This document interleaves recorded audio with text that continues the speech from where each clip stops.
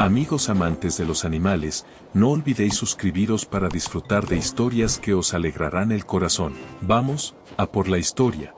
Esa noche, la nieve llegó mucho antes de lo esperado. No fue una advertencia suave, ni un toque invernal inocente posándose sobre las ramas de los pinos.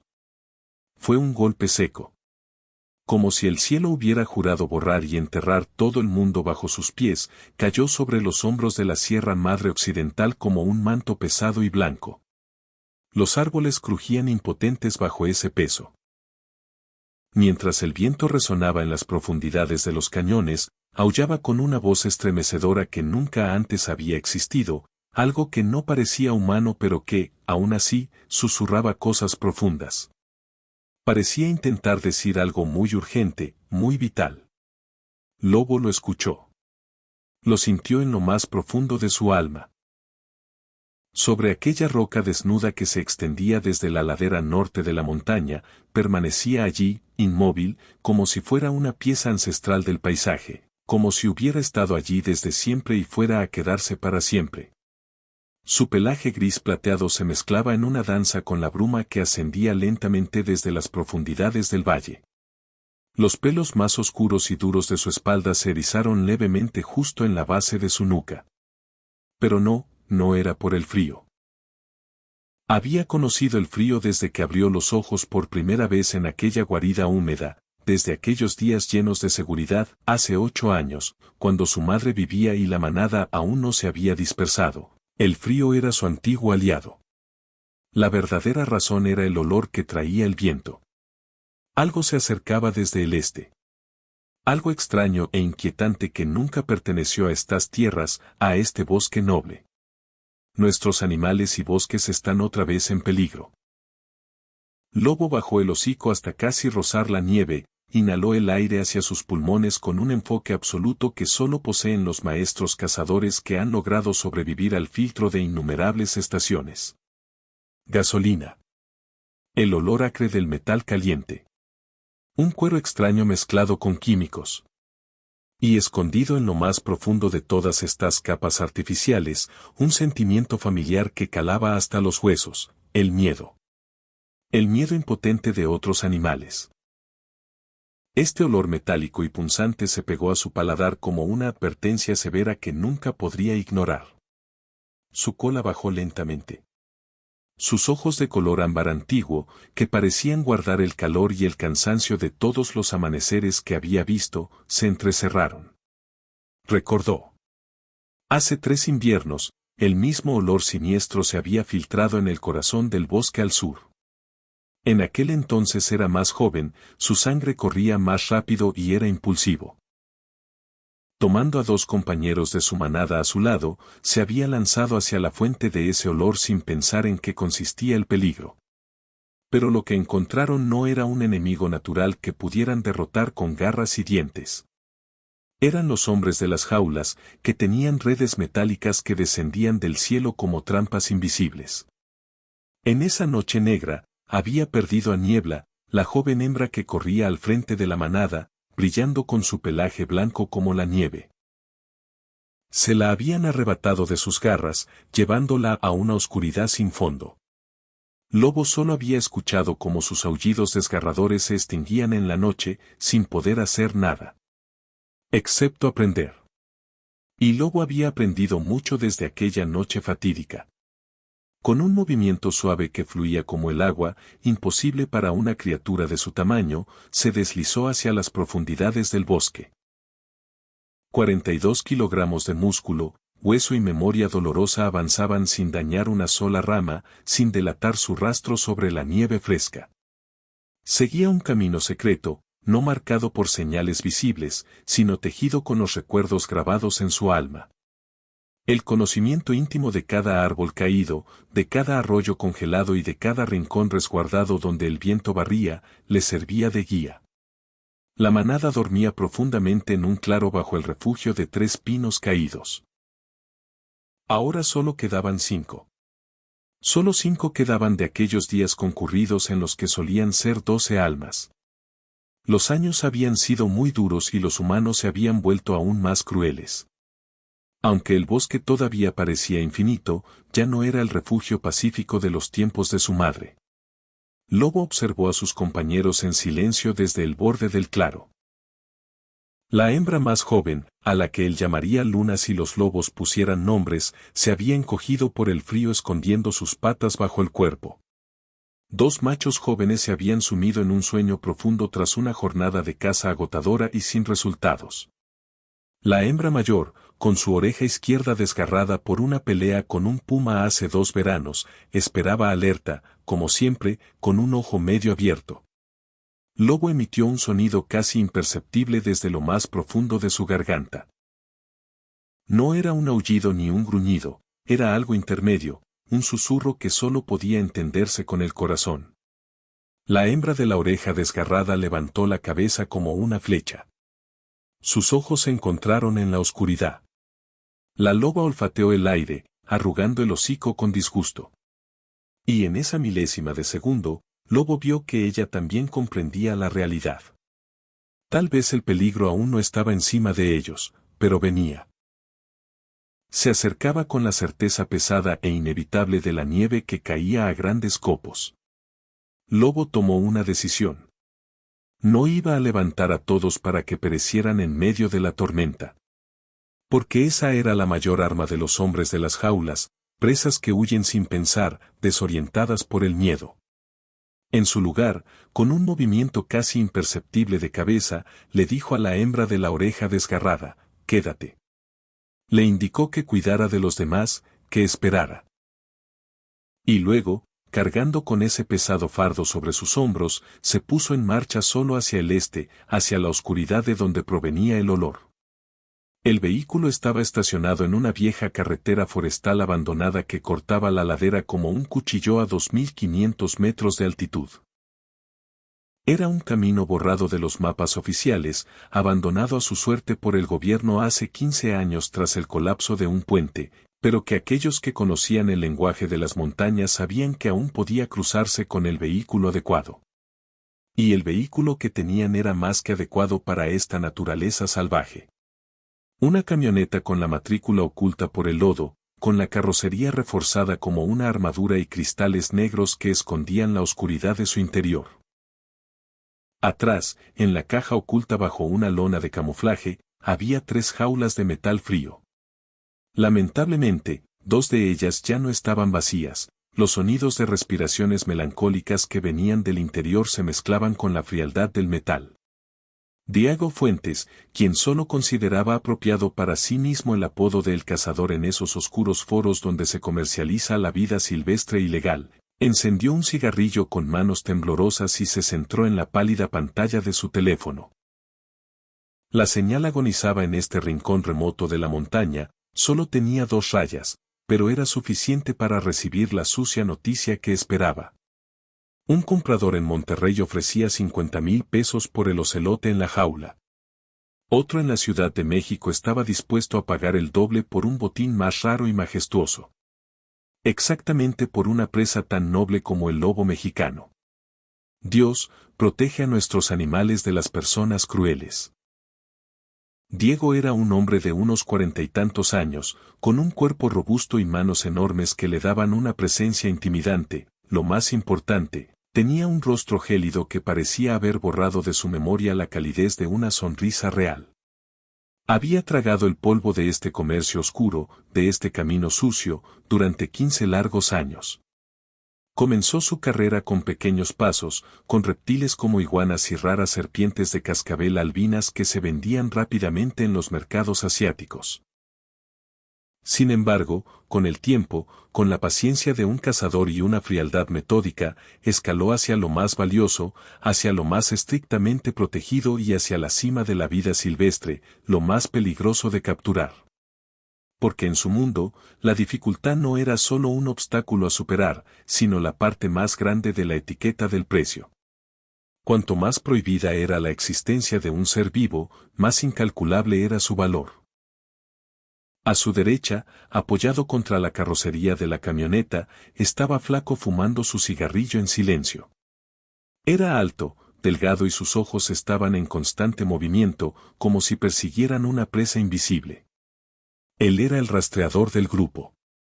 Alguien que leía las huellas más tenues en la nieve, que interpretaba con gran maestría los rasguños minúsculos en la corteza de los árboles. Alguien que podía seguir el rastro de un animal por kilómetros en un bosque nevado con una agudeza que, de no ser por la oscura práctica de los años, se consideraría sobrenatural. El tercero era el mudo.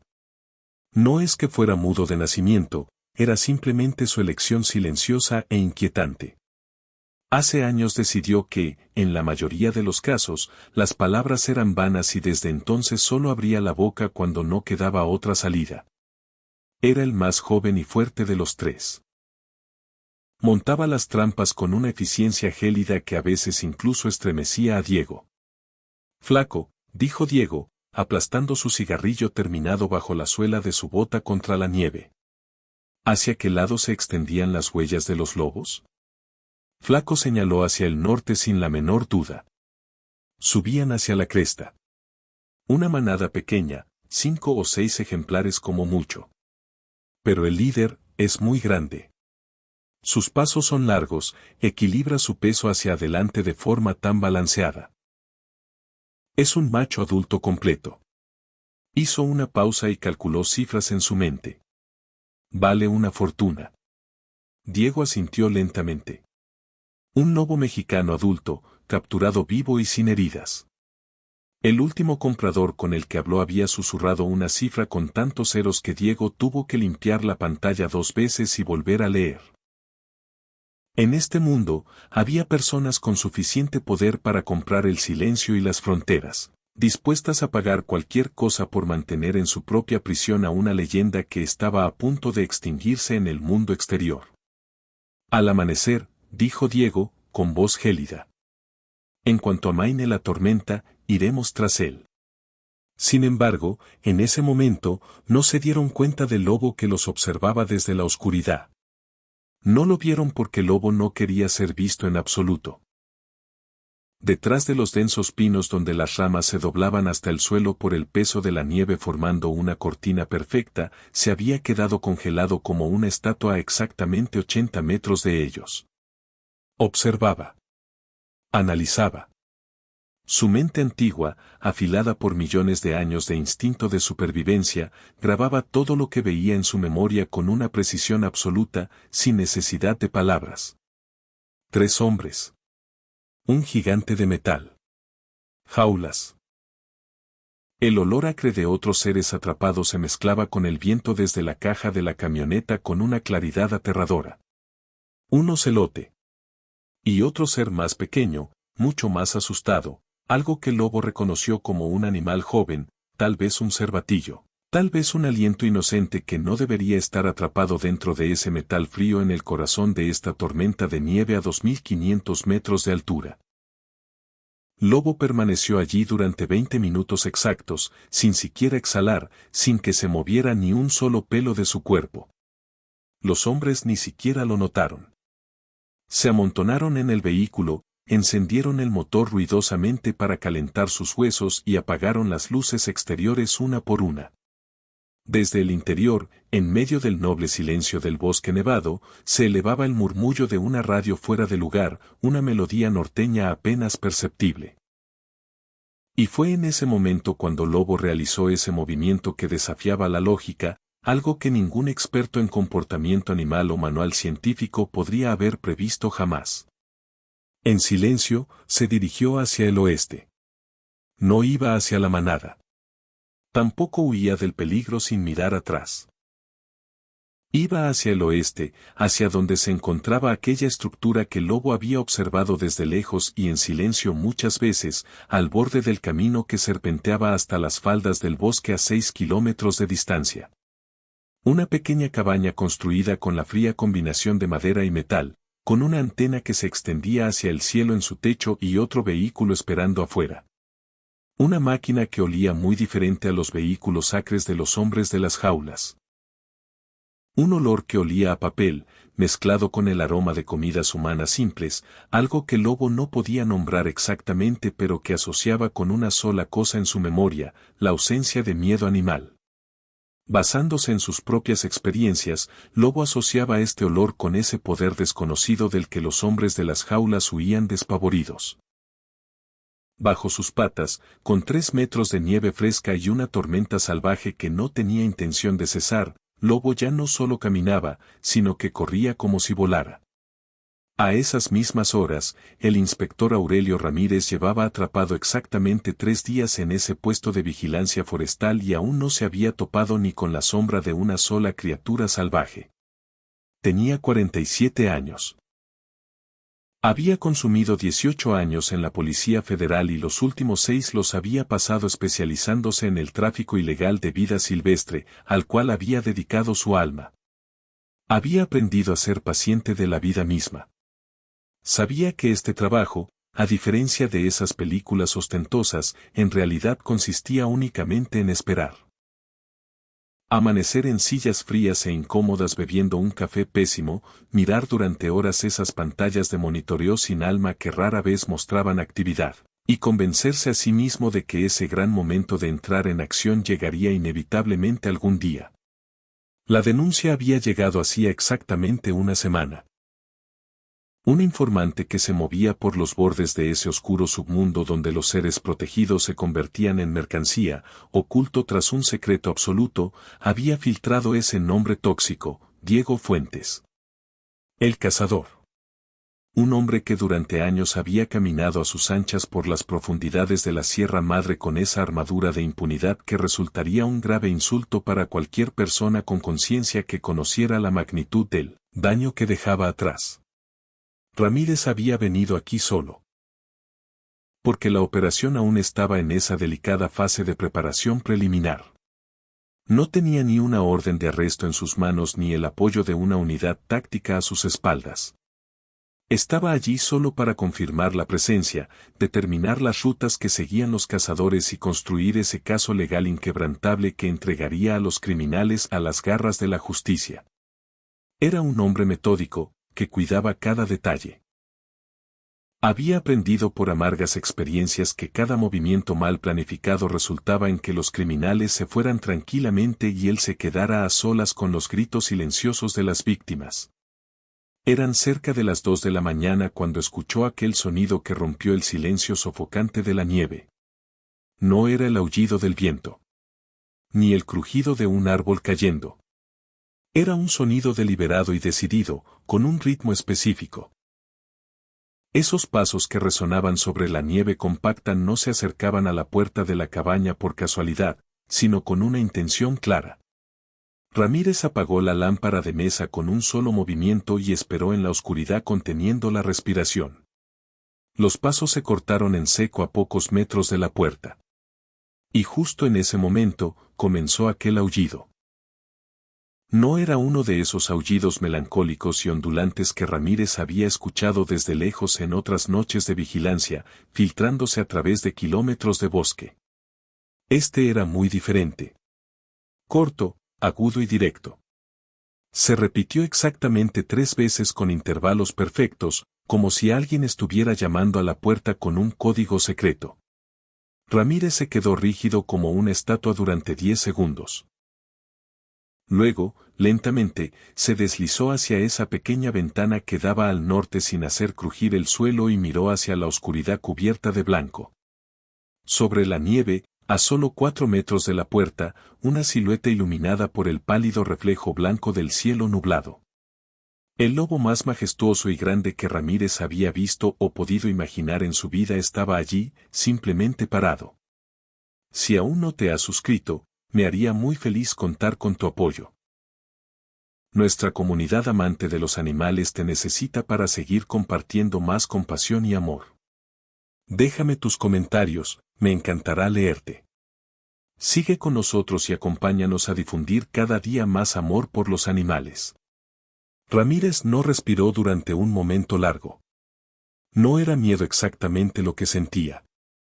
Era algo más complejo, más difícil de nombrar. Era esa sensación que se produce cuando la realidad decide comportarse de una manera que ningún entrenamiento, ningún manual, ninguna experiencia previa ha preparado para enfrentar. El lobo estaba ahí. A 4 metros. mirándolo directamente a través del cristal de la ventana con unos ojos amarillos que reflejaban la poca luz disponible como dos brasas pequeñas y antiguas. No gruñía. No mostraba los dientes. Simplemente miraba. Ramírez había trabajado 6 años en tráfico de fauna silvestre y había aprendido más sobre comportamiento animal que la mayoría de los biólogos de campo que había consultado en ese tiempo. Sabía que un lobo que se acerca a una estructura humana en la oscuridad, en plena tormenta, sin señales de agresión, sin el lenguaje corporal típico del depredador hambriento o asustado, era algo que estadísticamente no debería estar ocurriendo. Y sin embargo estaba ocurriendo. El lobo inclinó la cabeza hacia la derecha. Un gesto casi imperceptible, pero Ramírez lo captó. 21 años de leer el lenguaje no verbal de sospechosos, testigos, informantes y víctimas habían afinado su capacidad de detectar comunicación donde otros solo verían movimiento aleatorio. Ese gesto no era aleatorio. Era demasiado deliberado, demasiado sostenido en el tiempo para ser accidental. Ramírez tomó una decisión que luego no sabría bien cómo explicar en ningún informe oficial. Se puso el abrigo. Se colgó los binoculares nocturnos al cuello, guardó la linterna en el bolsillo, y abrió la puerta del puesto con la misma calma forzada con la que había aprendido a entrar a edificios potencialmente peligrosos en otra época de su carrera. El aire frío lo golpeó de inmediato. La nieve caía más despacio ahora, como si la tormenta hubiera decidido tomarse un descanso breve, y el silencio del bosque era absoluto de esa manera particular que solo existe en las altitudes donde la civilización no llega. El lobo no retrocedió. Mantuvo la posición, los ojos fijos en Ramírez, el cuerpo paralelo al suelo con esa postura que no era sumisa pero tampoco amenazante. Era una postura de espera. De evaluación mutua. Buenas noches, dijo Ramírez en voz baja. Fue un impulso absurdo, lo sabía mientras lo decía. Pero en ausencia de un protocolo establecido para esta situación específica, la cortesía parecía tan válida como cualquier otra cosa. El lobo parpadeó. Luego, despacio, con una elegancia que Ramírez encontró involuntariamente hermosa, giró el cuerpo hacia el noreste y caminó 3 pasos en esa dirección. Se detuvo.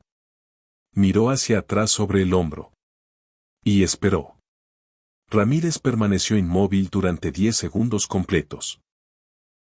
Su mente analítica, la misma que había pasado 18 años construyendo casos sobre evidencias y probabilidades, procesaba lo que estaba viendo con una velocidad que bordeaba el vértigo. Un lobo mexicano adulto. Especie en peligro crítico de extinción. Comportamiento atípico. Aproximación voluntaria a presencia humana. Dirección específica indicada. Contexto: zona donde un operativo de tráfico ilegal estaba potencialmente activo. Las piezas se ensamblaban de una manera que debería haber parecido imposible. Y sin embargo. De acuerdo, dijo Ramírez, casi para sí mismo. De acuerdo. Dio un paso hacia el noreste. El lobo comenzó a caminar. Lo que siguió durante la hora siguiente fue algo que Ramírez intentaría describir muchas veces en los meses posteriores, sin éxito completo, a compañeros, a periodistas, a la bióloga del Semarnat que eventualmente escribiría un paper académico sobre el incidente. El problema era siempre el mismo, la secuencia de eventos era verificable, estaba documentada por el GPS de su teléfono y por las imágenes de la cámara corporal que llevaba activada por protocolo, pero la interpretación de esa secuencia desafiaba cualquier marco explicativo convencional. El lobo lo guiaba. Así de simple y así de imposible. No de manera directa, no como un perro entrenado que corre adelante y espera a que su humano alcance el paso. Lo hacía con una sutileza que Ramírez tardó varios minutos en decodificar completamente. El animal mantenía siempre una distancia de entre 15 y 30 metros, suficiente para que Ramírez pudiera seguirlo visualmente pero no para que pudiera acercarse más. Cuando Ramírez aminoraba el paso, el lobo se detenía. Cuando Ramírez tropezaba con una raíz oculta bajo la nieve y necesitaba un momento para recuperar el equilibrio, El lobo esperaba con una paciencia que resultaba desconcertante. Pero lo más revelador eran los desvíos. En 3 ocasiones, Ramírez siguió instintivamente el camino más obvio entre los árboles, el que requería menos esfuerzo, el que su propia lógica de orientación le indicaba como correcto. Y en las 3 ocasiones, el lobo se detuvo, giró hacia él, y esperó sin moverse hasta que Ramírez retrocedió y tomó la dirección que el animal le indicaba con su posición. Una vez, la razón fue inmediatamente evidente. El camino que Ramírez habría tomado pasaba sobre una zona donde la nieve cubría lo que era claramente una trampa de acero, visible apenas bajo la capa blanca si uno sabía exactamente dónde mirar. Ramírez se agachó junto a la trampa y sacó su teléfono. Fotografió. Marcó las coordenadas GPS. Cuando levantó la vista, el lobo lo observaba desde una distancia de 20 metros con algo que Ramírez, consciente de lo antropomórfico que sonaba pero incapaz de encontrar una descripción más precisa, solo podía describir como aprobación. Siguieron caminando. Flaco había salido a orinar a las 3 de la mañana cuando escuchó algo. No fue un sonido grande. Fue casi nada. Un crujido suave, rítmico, que venía del bosque al este de donde estaba estacionada la camioneta. Podría haber sido el viento. Podría haber sido la nieve acumulada cayendo del brazo de un pino. Flaco llevaba demasiados años en esto para contentarse con podría haber sido. Entró al vehículo rápidamente. Diego. Su voz era baja pero urgente. Hay algo ahí afuera. Diego estaba dormido en el asiento reclinado, con el teléfono sobre el pecho. Abrió los ojos de inmediato, sin ese momento de confusión que caracteriza el despertar de la gente que duerme con la conciencia tranquila. ¿Qué? Movimiento. Diego se incorporó despacio. El mudo, que dormía en la parte trasera de la cabina, ya estaba despierto, mirando a través del cristal trasero con los ojos entrecerrados. Sin decir nada, señaló hacia las sombras entre los pinos. Había algo ahí.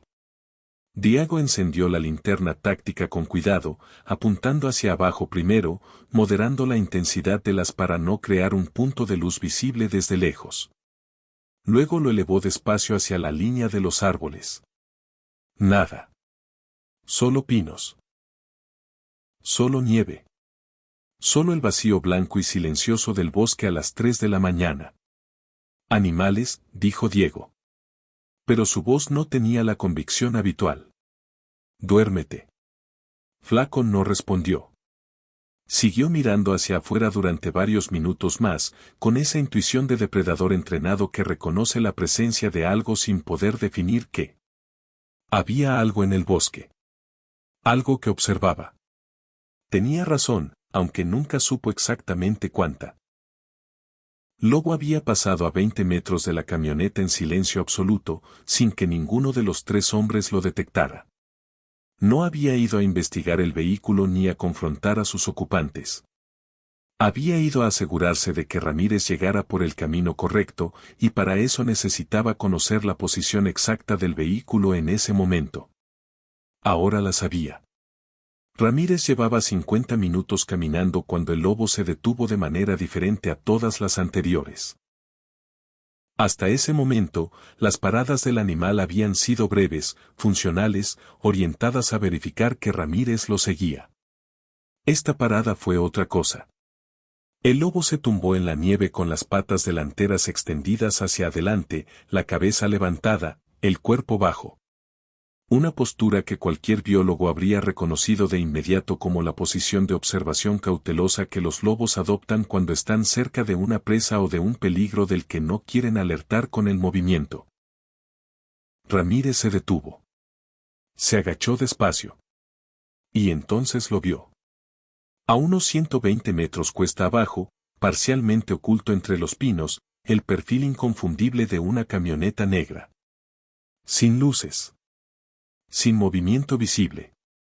Pero con ese tipo de quietud artificial que distingue un vehículo con personas dentro de un vehículo abandonado.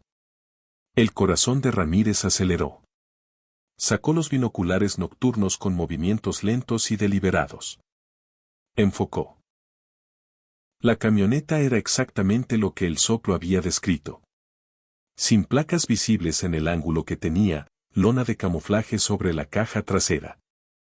Y lo que más le interesó, bajo esa lona, las líneas geométricas perfectas que solo producen las estructuras metálicas manufacturadas. Jaulas. Sacó el teléfono.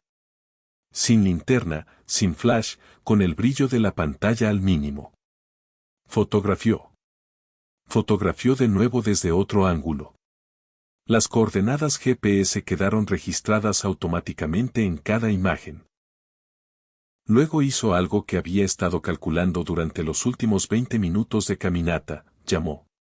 No a la unidad táctica, que tardaría horas en movilizarse desde la ciudad más cercana.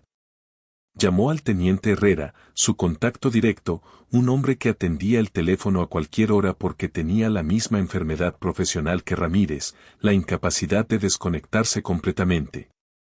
Teniente. Su voz era un susurro apenas audible. Tengo ubicación confirmada. Necesito respaldo.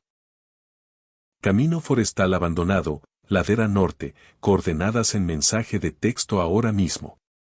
3 individuos probables, vehículo con jaulas, fauna silvestre en cautiverio. Una pausa. Y teniente, van a necesitar también al equipo veterinario. Herrera tardó exactamente 4 segundos en responder. 2 horas. Quédate en posición, no te muevas. Ramírez bajó el teléfono. Y descubrió que el lobo había desaparecido. No estaba donde lo había dejado, tumbado en la nieve 20 metros atrás. No estaba en ningún lugar visible dentro del radio que los binoculares nocturnos podían alcanzar. Se había ido con la misma silenciosidad absoluta con la que había llegado al puesto de vigilancia horas antes, dejando en la nieve unas huellas que ya la tormenta comenzaba lentamente a borrar. Ramírez bajó los binoculares. Se quedó quieto en la oscuridad nevada, con el frío metiéndose por las costuras del abrigo, escuchando el silencio del bosque que tenía esa calidad específica, densa, casi tangible, de los lugares donde la vida salvaje existe todavía en su forma más auténtica. Gracias, dijo en voz baja hacia la oscuridad entre los pinos. Nadie respondió. Por supuesto que nadie respondió. Pero desde algún lugar invisible, distante, lejano hacia el norte donde la sierra subía hacia su cresta más alta, llegó un aullido. Breve. Preciso. 3 notas distintas que se disolvieron en la nieve antes de que Ramírez pudiera estar completamente seguro de haberlas escuchado. Se sentó en la nieve a esperar el amanecer, con los ojos fijos en la camioneta negra cuesta abajo, y pensó en todas las formas en que la inteligencia puede manifestarse en este mundo sin necesitar palabras para hacerse entender. El amanecer en la Sierra Madre Occidental no llega de golpe. No es como en las ciudades, donde la luz aparece de repente entre edificios y el día comienza con el estrépito inmediato del tráfico y las voces y el ruido mecánico de la vida humana organizada. En la sierra, el amanecer es un proceso lento, casi ceremonioso, como si la montaña necesitara tiempo para prepararse para recibir la luz después de haber guardado tantos secretos durante la noche. Primero es solo una diferencia de tonos en la oscuridad, un negro que se vuelve azul muy oscuro, luego un azul que se vuelve gris, luego un gris que empieza a adquirir temperatura, calidez, promesa. Los pinos aparecen de la nada, uno por uno, como si alguien los fuera dibujando despacio con un lápiz de grafito sobre papel blanco. Ramírez había visto muchos amaneceres en su vida. Había visto amaneceres desde azoteas de edificios en vigilancia urbana, desde el interior de vehículos camuflados en carreteras secundarias, desde puertos de montaña en operativos que habían terminado bien y desde puertos de montaña en operativos que habían terminado de la otra manera. Cada amanecer tenía su propio peso específico, su propia carga emocional determinada por lo que había ocurrido durante la noche anterior y lo que estaba a punto de ocurrir. Este amanecer tenía un peso diferente a todos los anteriores. Llevaba 2 horas y 40 minutos inmóvil en la nieve, a 120 metros de la camioneta negra, con la temperatura corporal bajando grado a grado a pesar del abrigo, con los dedos de los pies al límite del entumecimiento, con el café del termo hace mucho tiempo agotado. Había tomado 211 fotografías. Había enviado coordenadas GPS actualizadas cada 20 minutos. Había observado cómo la silueta de la camioneta permanecía inmóvil en la oscuridad con esa quietud de animal dormido que no sabe que el cazador ya está en posición. A las 6:04 de la mañana, escuchó los vehículos. Los escuchó antes de verlos porque sonaban como deben sonar los vehículos de respaldo cuando llegan a una operación bien coordinada. Sin sirenas, sin luces intermitentes, con los motores a baja revolución, tomando el camino forestal desde el sur en una aproximación que priorizaba el sigilo sobre la velocidad. 2 vehículos. Ramírez los identificó por el sonido antes de verlos aparecer entre los pinos, los faros apagados, avanzando con la luz natural del amanecer que ya era suficiente para navegar el camino. El teniente Herrera había llegado con exactamente las personas correctas. Ramírez activó su radio. Posición confirmada. 3 individuos en vehículo negro, ladera norte, coordenadas exactas en su pantalla. Sin movimiento visible. Fauna silvestre en caja trasera, estado desconocido. Una pausa técnica. Aproximen desde el sur y el este simultáneamente. Yo cubro el norte. La respuesta fue 3 clics de confirmación. Diego fue el primero en despertar cuando escuchó el crujido de la nieve bajo neumáticos que se acercaban demasiado rápido para ser accidentales. Su cerebro de 15 años en actividades ilegales procesó la información en menos de 2 segundos. La posición del sonido. La velocidad de aproximación. El hecho de que nadie debería saber que estaban aquí. Sus ojos pasaron de cerrados a completamente abiertos con esa transición instantánea que caracteriza a las personas que han sobrevivido situaciones peligrosas suficientes veces como para que su sistema nervioso aprenda a nunca bajar completamente la guardia. Muévanse. Su voz cortó el silencio de la cabina como un cuchillo. Flaco se despertó al instante y miró por el retrovisor lateral.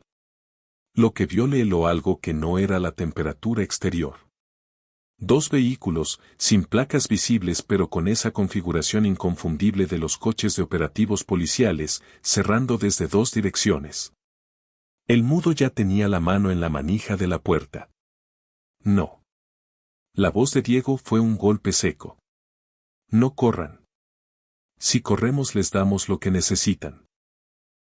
Fue un cálculo equivocado, como la mayoría de los cálculos de Diego Fuentes a lo largo de su vida, pero este fue el último.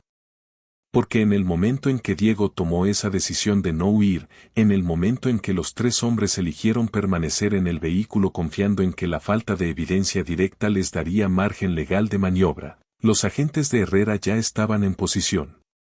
Ya habían rodeado el vehículo. Y Ramírez, bajando desde su posición norte con los documentos fotográficos de las últimas 2 horas y 40 minutos en la memoria de su teléfono, ya había transmitido suficiente evidencia preliminar para que el juez de guardia firmara la autorización que Herrera había solicitado por teléfono 40 minutos antes. La puerta de la camioneta se abrió desde afuera. Inspector Ramírez, Unidad Federal de Tráfico de Fauna Silvestre. Su voz sonó tranquila, profesional, sin el dramatismo que las películas asocian a estos momentos. 18 años de práctica habían eliminado el dramatismo de su repertorio profesional. Diego Fuentes, conocido como el cazador. Tiene derecho a permanecer en silencio. Diego lo miró durante un segundo largo. Luego miró a Flaco. Luego al mudo. Y en ese triángulo de miradas cruzadas ocurrió algo que Ramírez había visto muchas veces. El momento en que 3 personas comprenden simultáneamente que el juego terminó. Diego bajó las manos despacio sobre el volante. Bien, dijo. La lona de camuflaje cayó al suelo nevado y lo que estaba debajo hizo que incluso los agentes más experimentados del equipo de Herrera guardaran silencio por un momento. 3 jaulas.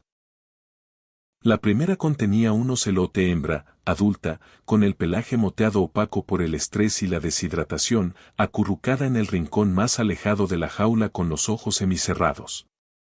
La segunda tenía a un águila real juvenil, una ala en posición anormal que sugería un traumatismo reciente, el plumaje revuelto, la cabeza bajada con esa postura que los veterinarios reconocen como señal de dolor sostenido. La tercera jaula contenía algo que nadie del equipo esperaba encontrar. Un lobo mexicano joven. Macho. Menos de 1 año de edad, probablemente nacido en la primavera anterior. El pelaje pardo grisáceo todavía tenía esa textura un poco imprecisa de los animales que no han terminado de crecer, que todavía están a medio camino entre el cachorro y el adulto. Estaba de pie, no tumbado, y miraba a través de los barrotes de metal con unos ojos que ya tenían ese amarillo antiguo que los lobos mexicanos desarrollan en los primeros meses de vida. Ramírez se arrodilló frente a esa tercera jaula. El lobo joven no retrocedió. Lo miró directamente, con esa mezcla de miedo y algo que no era exactamente confianza pero que tampoco era la agresión ciega del animal completamente salvaje, sin ningún punto de referencia con lo humano. Era algo intermedio. Era la mirada de un animal que ha tenido malas experiencias con los humanos pero que todavía no ha cerrado completamente la puerta a la posibilidad de que no todos sean iguales. Aquí está el equipo veterinario. La voz de Herrera llegó desde atrás. Llegarán en 20 minutos por helicóptero. El tiempo apremia con el águila. Ramírez asintió sin apartar los ojos del lobo joven. Pensó en los ojos amarillos de otra noche. En las huellas que la tormenta había borrado. En el aullido que quizás había escuchado y quizás no. Pensó en cuánto sentido tenía todo ahora, visto desde este lado del amanecer. El equipo veterinario llegó 17 minutos después, 2 minutos antes de lo prometido, y lo que siguió fue ese tipo de trabajo silencioso y concentrado que resulta hermoso precisamente porque está completamente exento de vanidad.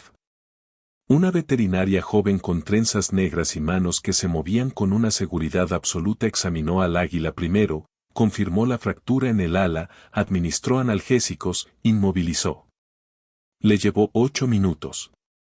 Al ocelote después. Deshidratación severa, posible hipotermia inicial, sin lesiones traumáticas visibles. Suero intravenoso, manta térmica, monitoreó. Al lobo joven lo dejó para el último.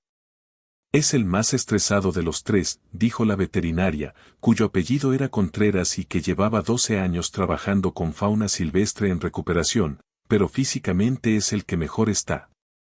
No lo han tenido mucho tiempo. Miró a Ramírez. ¿Sabe de dónde lo sacaron? Todavía no. Lo sabremos cuando hablen los detenidos. Ramírez hizo una pausa. ¿Puede sobrevivir en libertad? ¿Reintegrarse? Contreras consideró la pregunta con esa seriedad que merecía. Si lo capturaron hace pocos días, si su manada original sigue en la zona, hay posibilidades reales. Los lobos jóvenes de esta edad todavía no han completado la impronta de independencia. Necesitan a la manada. Miró al animal en la jaula. Lo que necesitamos es saber si hay manada que lo pueda recibir. Ramírez pensó en el lobo gris plateado con la cicatriz sobre el ojo izquierdo. Creo que sí, dijo. El proceso legal comenzó esa misma mañana y avanzó con una velocidad que Ramírez reconoció como inusual pero no inexplicable. La evidencia era abundante, estaba bien documentada y era imposible de rebatir. Las jaulas con los animales vivos eran una prueba que ningún abogado defensor del mundo podría hacer desaparecer. Los teléfonos confiscados a Diego Fuentes contenían un historial de comunicaciones con compradores en 4 estados mexicanos y contactos internacionales en 3 países, suficiente material para construir no uno sino varios casos que se extenderían durante años. Diego Fuentes habló durante el interrogatorio con esa mezcla de cálculo y resentimiento que caracteriza a las personas que saben que están atrapadas pero siguen intentando negociar los términos de su derrota. confirmó la procedencia del lobo joven. Lo habían capturado 2 días antes, a 3 kilómetros al norte del camino forestal, usando una trampa de red disparada a distancia que habían preparado una semana antes. Lo habían encontrado separado de su grupo, probablemente en uno de sus primeros intentos de exploración independiente, esa fase en que los lobos jóvenes comienzan a alejarse de la manada para desarrollar sus propias habilidades de caza. ¿Había más?, preguntó Ramírez. Diego lo miró con algo que podría haber sido desprecio o podría haber sido una forma de admiración reluctante. Una manada entera. 5 o 6.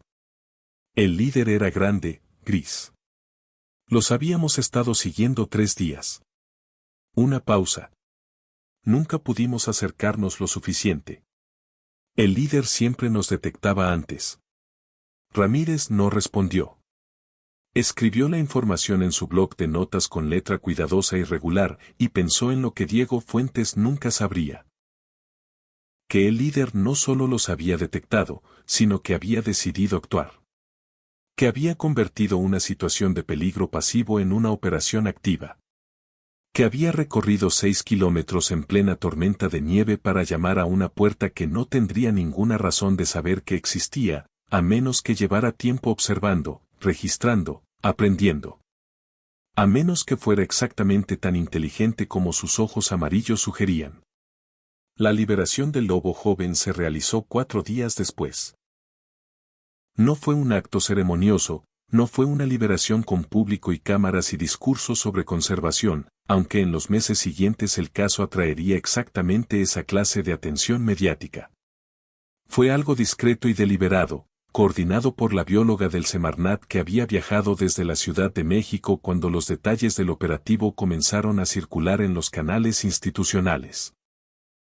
Eligieron un punto en el bosque a 2 kilómetros del lugar de la captura original, donde el análisis de las cámaras trampa instaladas por el programa de monitoreo regional había registrado actividad reciente de una manada de 5 individuos.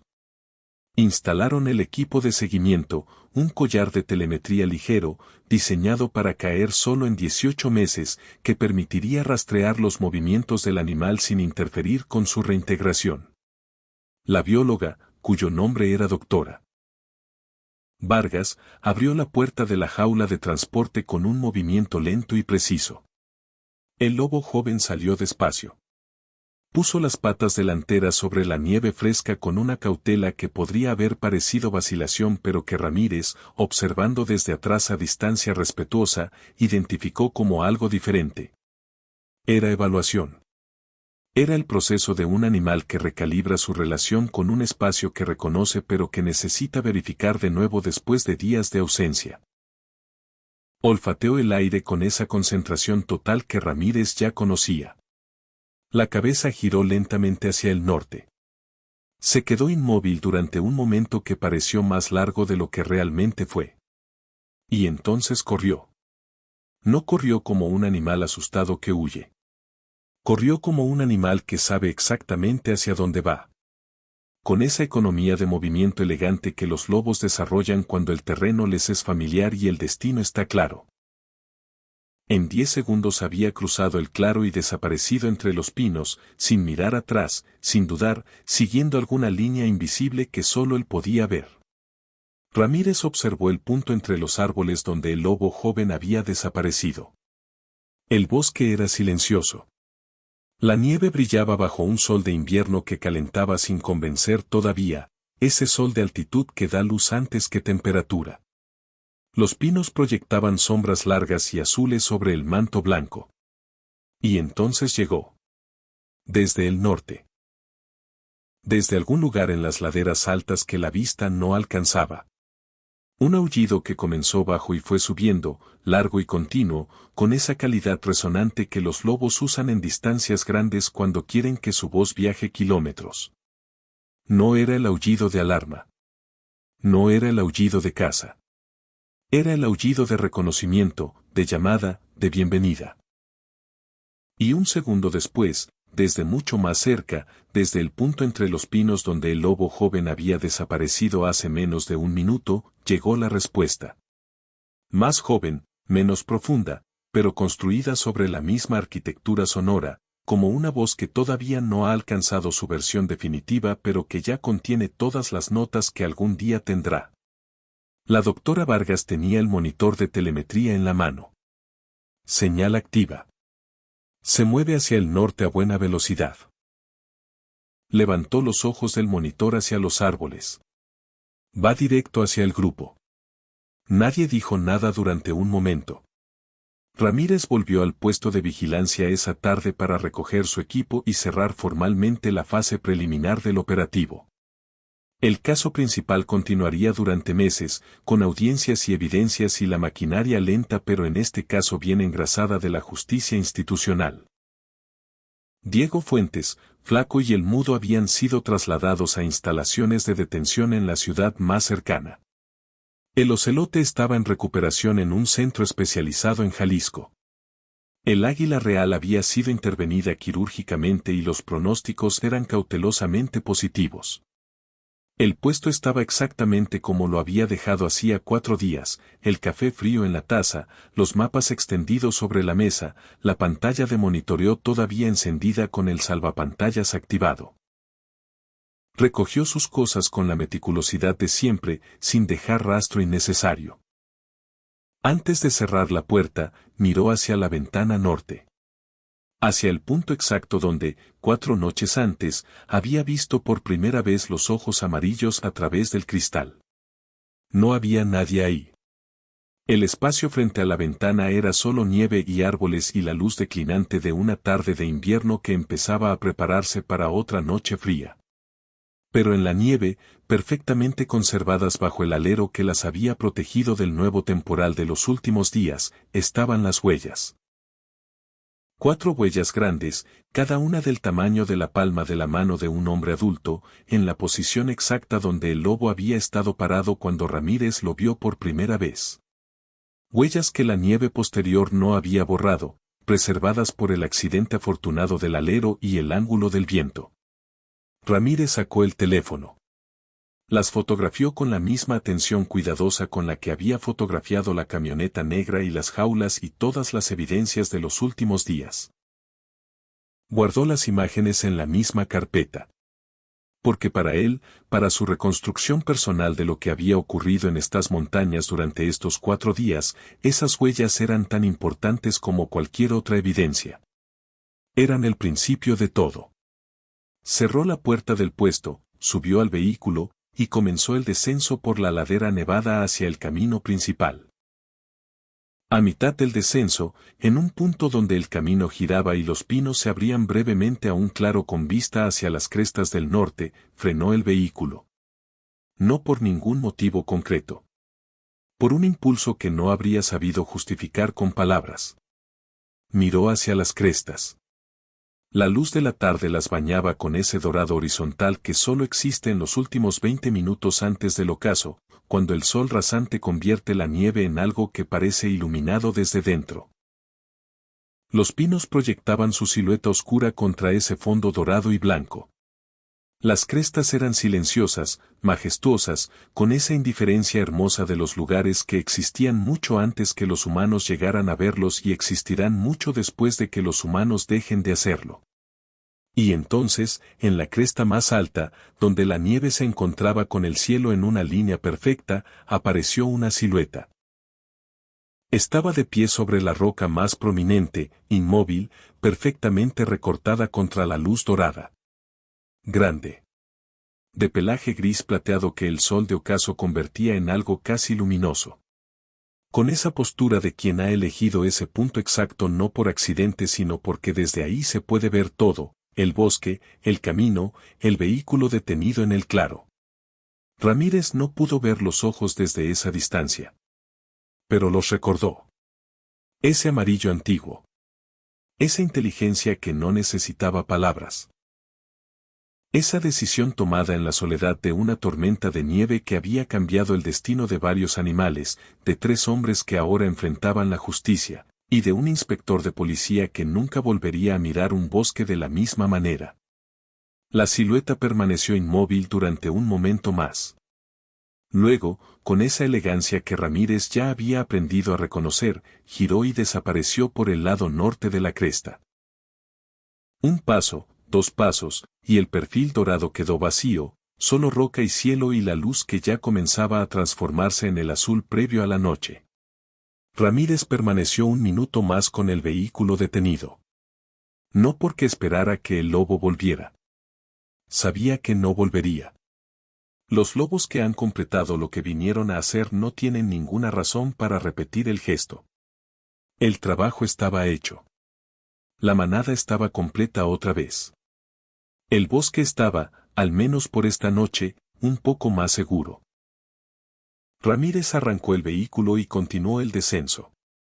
Llevaba en el teléfono 273 fotografías de evidencia, las coordenadas GPS de 5 trampas ilegales, el registro de audio de 2 conversaciones relevantes y el material suficiente para construir un caso que duraría años. Llevaba también algo que no aparecería en ningún informe oficial, que no tenía protocolo ni formulario ni categoría institucional dentro del sistema en el que trabajaba. Llevaba la certeza de que la inteligencia, la verdadera inteligencia, esa capacidad de leer el mundo y actuar sobre él con propósito y consecuencia, no era un privilegio exclusivo de ninguna especie. Que existía en formas que los humanos habían decidido, por arrogancia o comodidad, no tomarse en serio. Un lobo viejo con cicatriz sobre el ojo izquierdo le había demostrado en una sola noche que esa decisión era un error. Y Ramírez no era el tipo de hombre que cometía el mismo error 2 veces. Esa noche, en las crestas altas de la Sierra Madre Occidental, donde la nieve brillaba bajo una luna que había decidido aparecer entre las nubes por primera vez en 4 días, la manada corrió. Corrían en la formación que Lobo había establecido hace años, los jóvenes en el flanco, la hembra de la oreja rasgada cubriendo la retaguardia. Él al frente marcando el ritmo con ese paso largo y regular que los otros conocían y seguían sin necesidad de órdenes. Corrían porque podían. Porque el bosque era suyo esta noche, sin trampas ocultas bajo la nieve, sin el olor de metal y gasolina y miedo ajeno que había pesado sobre el territorio durante días. El lobo joven corría junto a él. Más cerca de lo habitual, con esa proximidad que los lobos jóvenes mantienen cuando han pasado por algo que no comprenden completamente pero que su instinto les dice que fue peligroso. Lobo lo dejó correr cerca. No era una debilidad. Era lo contrario. Era la sabiduría de reconocer que algunas distancias deben reducirse después de ciertas noches. Corrieron durante 1 hora sin detenerse, siguiendo el contorno de la cresta, bajando por una ladera y subiendo por otra, cruzando el arroyo congelado que dividía el territorio en su parte más estrecha. Era una carrera sin propósito específico más allá de la carrera misma, más allá de esa sensación que los lobos experimentan cuando el cuerpo funciona a la perfección en el terreno que le pertenece. Lobo se detuvo en la roca de siempre. La manada se dispersó alrededor, algunos tumbados en la nieve, algunos de pie todavía con la respiración acelerada por el esfuerzo. El lobo joven se tumbó a su lado, más cerca que cualquier otro miembro de la manada, con esa proximidad que no necesita justificación. Lobo miró hacia el sur. Hacia el camino que bajaba por la ladera, ahora vacío y silencioso. Hacia el bosque que se extendía hasta donde la vista alcanzaba y más allá, oscuro y blanco y perfecto bajo la luna. Hacia el mundo que existía del otro lado de la línea de los árboles, ese mundo humano que seguía siendo impredecible y peligroso pero que esta noche, al menos esta noche, había respondido de la manera correcta. No pensó en palabras porque los lobos no piensan en palabras. Pensó en olor. En distancias. En el peso específico del silencio cuando ya no contiene amenaza. En el calor del lobo joven durmiendo a su lado. En la luna que iluminaba la nieve con una claridad que hacía el mundo parecer más simple de lo que era. Echó la cabeza hacia atrás. Y aulló. Largo, sostenido, construido desde el centro del pecho hacia afuera, viajando hacia el cielo y hacia el bosque y hacia los kilómetros de sierra que se extendían en todas las direcciones. No era un aullido de alarma ni de caza ni de territorio. Era simplemente el sonido que los lobos hacen cuando están donde deben estar, con quien deben estar, en el momento exacto en que todo, contra toda probabilidad y contra toda la presión que el mundo moderno ejerce sobre los espacios donde todavía es posible ser salvaje, está bien. Uno por uno, los otros se unieron. La hembra de la oreja rasgada primero, con su voz grave y segura. Los dos machos jóvenes después, todavía con esa textura un poco imprecisa de las voces que no han terminado de formarse. La hembra joven, la que Lobo habría llamado Luna, con el registro más alto, el más claro, el que viajaba más lejos. Y por último, con una voz que todavía no tenía toda su profundidad pero que ya contenía todas las notas que algún día tendría, el lobo joven. El coro subió hacia el cielo de invierno sobre la Sierra Madre Occidental y viajó kilómetros en todas las direcciones, rebotando entre los cañones, disolviéndose entre los pinos, llegando quizás hasta el borde del bosque donde la sierra terminaba y comenzaba el mundo de los caminos y las ciudades. Era el sonido más antiguo de estas montañas. Era el sonido que estas montañas necesitaban seguir escuchando. Nos vemos muy pronto, cuídate mucho y sigue compartiendo amor.